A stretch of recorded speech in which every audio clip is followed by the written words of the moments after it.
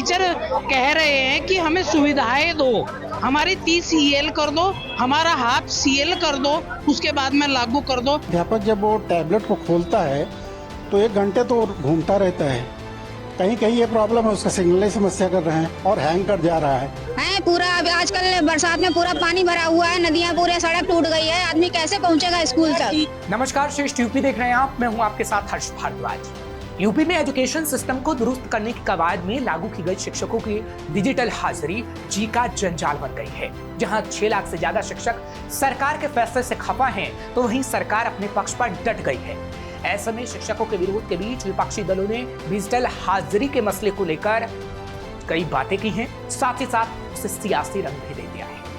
क्या है पूरा मामला, तफसील से समझिए।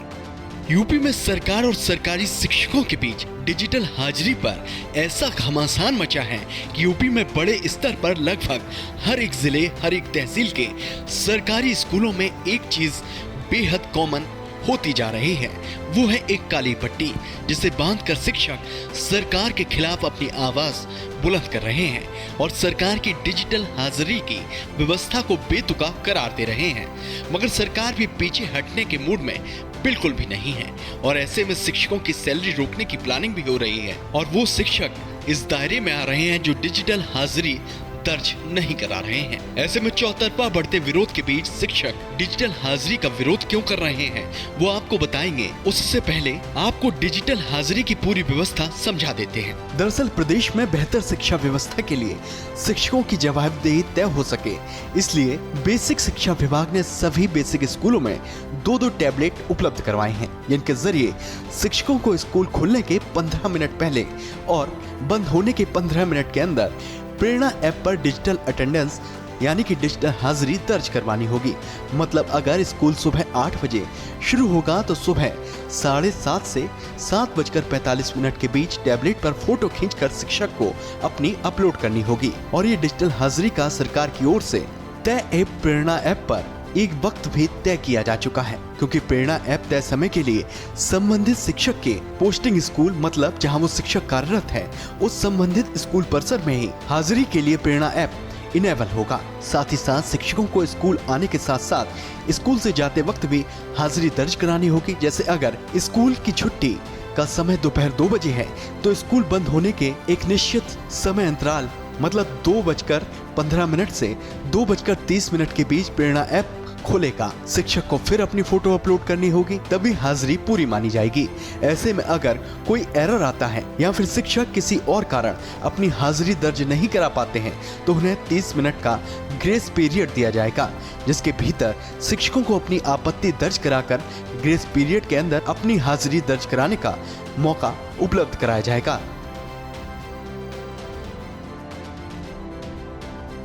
ये तो हो गया सरकार का नया नियम। अब शिक्षक इसका विरोध क्यों कर रहे हैं, जरा इसे भी समझ लीजिए। अरे सर, इसे यूपी के 6,09,194 लोग प्रभावित हो रहे हैं। पूरा। अब आजकल बरसात में पूरा पानी भरा हुआ है, नदियां पूरे, सड़क टूट गई है, आदमी कैसे पहुंचेगा स्कूल तक। पहुंच नहीं पा रहा। जो टैब दिया गया विभाग द्वारा, सिम दिया गया, वो एक्टिवेट नहीं है, वो चल नहीं रहा है। हम लोग कैसे उसमें अपने अटेंडेंस दिखाएं, नेटवर्क आता नहीं है, प्रॉब्लम होती, नेटवर्क चल नहीं रहा। आप कह रहे 15 मिनट में अटेंडेंस भेजो, कैसे आदमी अटेंडेंस भेजेगा। टीचर कह रहे हैं कि हमें सुविधाएं दो, हमारी 30 EL कर दो, हमारा हाफ CL कर दो, उसके बाद में लागू कर दो। टीचरों को केवल 14 CL दी जाती है। अगर एक अध्यापक अपनी शादी भी करता है तो उसमें भी अपना मेडिकल लेके जाता है, जो इलीगल है। मेडिकल के बिहाफ पर भी वो अपनी शादी ले कर सकता है, क्योंकि और कोई छुट्टी की सुविधा नहीं है। अगर एक कर्मचारी 2 मिनट लेट हो जाता है तो उसका पूरा दिन का वेतन अवरुद्ध होगा, तो ये कहाँ का न्याय है। तो हमारी सरकार से यही विनती है, यही निवेदन है कि पहले अध्यापकों की मांगों को पूरा किया जाए, उसके बाद में ऑनलाइन लागू की जाए। शिक्षकों के बीच एक डर ये भी है कि अगर टेक्निकल एरर के चलते उनकी उपस्थिति दर्ज नहीं होती है और ऐप पर आपत्ति दर्ज कराने के बाद भी उनकी सही तरीके से सुनवाई नहीं होती है, तो ऐसे हालात में उनके साथ नाइंसाफी की आशंका है, क्योंकि हाजिरी की डिजिटल व्यवस्था सब कुछ प्रेरणा ऐप पर ही है। ऐसे में वो किसके पास जाकर अपना पक्ष रखेंगे, ये सवाल शिक्षकों को डरा रहा है। अध्यापक का सबसे बड़ी समस्या यह है, अध्यापक जब वो टैबलेट को खोलता है तो 1 घंटे तो घूमता रहता है। कहीं कहीं ये प्रॉब्लम है, उसका सिग्नल समस्या कर रहे हैं और हैंग कर जा रहा है। जैसे मूलभूत तो ये समस्या है कि अब वो एक समय निश्चित कर दिया है, तो अध्यापक इसलिए परेशान है कि ये घूमते ही रहेगा, हम अटेंडेंस देंगे नहीं। इस तरह हम जब ऑन पेपर, जब हम रजिस्टर में उपस्थिति लगाते थे, तब तो सामने बैठे होने के बाद अगर हमारे साइन नहीं होते थे तो भी अनुपस्थित कर देते थे। और ऐसे वो, उसको डर ये है कि ऐसा ना हो कि एकदम लगातार निकाल के, और वहां तो कोई सुनना नहीं। जब यहाँ आके सामने नहीं सुनता है कोई, तो उसको कौन सुनेगा। और साथ में ये भाई आपका सिस्टम काम करे, समय से हो। कुछ अध्यापक ऐसे हैं बेचारे 60-70 किलोमीटर जाते हैं। शिक्षक बता रहे हैं कि सरकार ने नियम बनाते वक्त टेक्निकल पॉइंट्स पर फोकस नहीं किया है, न ही स्थानीय समस्याओं पर ध्यान दिया है। ऐसे में शिक्षक लगातार विरोध जता रहे हैं, जिसके चलते डिजिटल हाजिरी का नया सिस्टम अटकता दिख रहा है, जिसको आप इसी बात से समझ सकते हैं कि जब शुरुआत में ये नियम लागू किया गया तो शुरुआती दिन में प्रदेश में कार्यरत 6 लाख से ज्यादा शिक्षक, शिक्षा मित्र और अनुदेशकों में से महज 16,000 ने ही ऑनलाइन हाजिरी यानी कि डिजिटल हाजिरी दर्ज करवाई या फिर वो दर्ज करवा सके। और ऑनलाइन हाजिरी दर्ज करवाने वाले शिक्षकों की ये संख्या कुल सरकारी शिक्षकों की संख्या का लगभग 2% है। शिक्षक खपा है। सरकार के नए सिस्टम में कई टेक्निकल खामियां हैं, लेकिन सरकार अपने कदम पर अड़िग है, जिसके चलते ही जो शिक्षक लगातार डिजिटल हाजिरी दर्ज नहीं करवा रहे हैं, उन पर एक्शन की तैयारी है और उनकी सैलरी रोकी जा सकती है।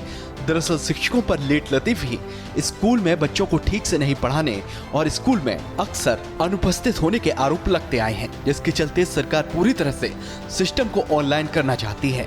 ऐसे में शिक्षकों और सरकार के बीच बढ़ते तनाव के कारण विपक्षी दलों के नेताओं ने भी इस पूरे मामले में सियासी तड़का लगा दिया है। प्रियंका गांधी ने पूछा है कि क्या ऑनलाइन अटेंडेंस से ही स्कूली शिक्षा की समस्याएं खत्म हो जाएंगी। शिक्षकों को चुनावी duty, polio duty, corona duty, कई तरह के सर्वे, रैली में भीड़ बढ़ाने, भूसा ढोने जैसे गैर शैक्षणिक कार्य में उलझाया जाता है। स्कूलों में बुनियादी सुविधाएं नहीं है, शिक्षकों को हाफ डे, पेड लीव और मेडिकल सुविधाएं नहीं है। इन समस्याओं का समाधान निकाले बिना अव्यवहारिक आदेश जारी करना शिक्षकों को भावनात्मक और मानसिक चोट पहुंचाना है। प्रियंका सरकार को नैतिकता का पाठ पढ़ा रही हैं, तो वहीं अखिलेश यादव तो इस मामले में प्रियंका गांधी से 2 कदम आगे निकले। उन्होंने ट्वीट कर कहा कि आखिरकार शिक्षकों की एकजुटता के सामने बीजेपी की सरकार को डिजिटल अटेंडेंस का अपना अतार्किक निर्णय स्थगित करना ही पड़ा। बीजेपी सरकार को अब ये समझ आ गया होगा कि लोकतंत्र में जनता की आवाज ही सबसे बड़ा आदेश होती है, न कि सत्ता की मनमर्जी। शिक्षकों को नैतिक विजय के लिए बधाई। अखिलेश के इस ट्वीट से भ्रम की स्थिति भी पैदा हो गई कि सरकार ने डिजिटल हाजिरी का फैसला वापस ले लिया है, लेकिन हकीकत यह है कि अभी तक सरकार ने डिजिटल हाजिरी का फैसला वापस नहीं लिया है, बल्कि सिर्फ अभी इस फैसले पर सरकार समीक्षा कर रही है और हालात को समझ रही है। फिलहाल ऐसी और खबरों के लिए आप देखते रहिए श्रेष्ठ यूपी। यूपी की हर खबर देखने और उनसे अपडेट रहने के लिए हमारे चैनल श्रेष्ठ यूपी को सब्सक्राइब और लाइक करें। साथ ही बेल आइकन को दबाना न भूलें, जिससे हमारे हर वीडियो की जानकारी आप तक पहुंचती रहे।